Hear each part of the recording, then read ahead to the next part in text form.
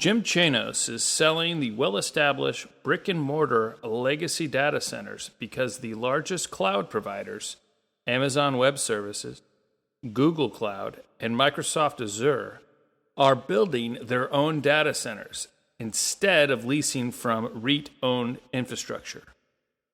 He believes many of these REITs and companies are overvalued and are on the cusp of experiencing a slump in revenue and falling earnings growth. To put it another way, the three largest customers of the brick-and-mortar data centers are becoming its biggest competitors. Digital Realty is one of the brick-and-mortar data centers companies that Jim Chanos is shorting. This video outlines Digital Realty's operations, financials, equity analyst expectations, and our thoughts on its values.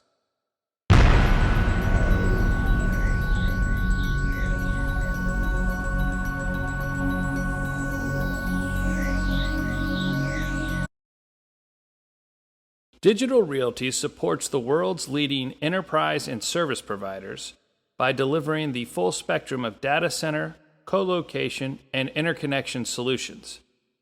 It provides customers a trusted foundation and proven pervasive data center architecture for scaling digital businesses and efficiently managing data gravity challenges through its proprietary global center platform.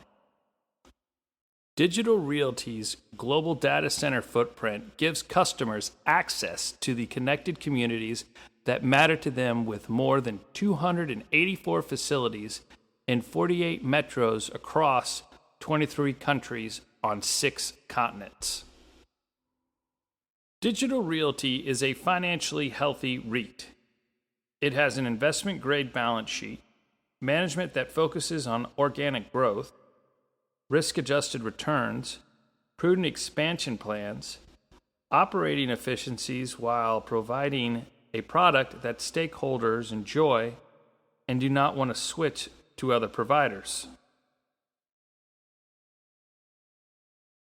Since its inception in 2004, Digital Realty has had consistent access to capital.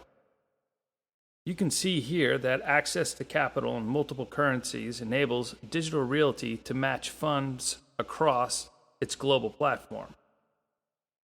Digital Realty's strength can be found in its balance sheet. What we can see here, where credit metrics compare favorably to blue-chip REITs committed to a conservative capital structure. Its net debt over EBITDA ranks up with some of the strongest REITs currently trading. Its management team has done a great job at matching the duration of assets and liabilities as seen here, with its weighted average maturity of its debt being 6.1 years. Zacks Equity Research reported Digital Realty recently announced that it has partnered with HPE GreenLake Co-Location to launch Data Hub on its platform Digital. The collaboration on DLR's global platform helps accelerate the digital business with a public cloud-like experience in a secure, compliant, and sustainable environment. Zacks thinks the industry will be growing fast enough for everyone to remain healthy. Quote, as the number of Internet of Things connected devices continues to rise, it is projected that by 2025, on a per-day basis, 463 exabytes of data will be created on a global scale. The Motley Fool had similar comments on Digital Realty's future. Quote, with a portfolio of over 290 data centers located around the world, Digital Realty is one of the largest real estate owners of any type in the world. And although growth has been extremely impressive so far, the volume and sophistication of data flowing around the world is still growing rapidly, with no signs of slowing down. In fact, the global rollout of 5G technology and the adoption of things like augmented reality, autonomous vehicles, and more will only add to it.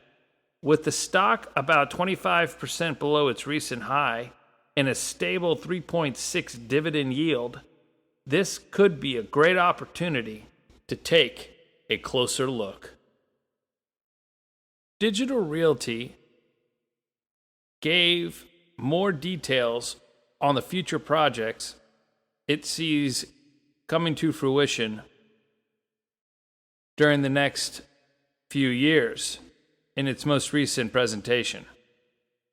I'm not sure how many data centers Google, Yahoo, and Microsoft are planning to build, but demand in these areas appears to be increasing, and Digital Realty seems to be in a great spot to take advantage of the needed demand. We've been going over some reasons where Chanos could be wrong in his analysis of why you should be shorting Digital Realty. Another reason is the characteristics are not lining up to be able to short Digital Realty. And what I mean by that is Digital Realty has a high institutional ownership, which makes it difficult to short. As of late June 2022, 97.8% of its stock was owned by institutional investors.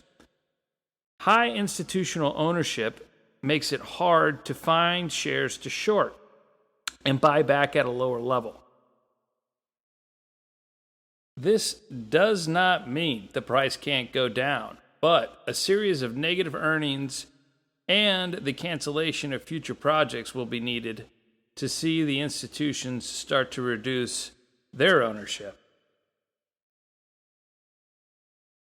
We can also see here that now we're getting more and more bulge bracket firms coming out in favor of the stock.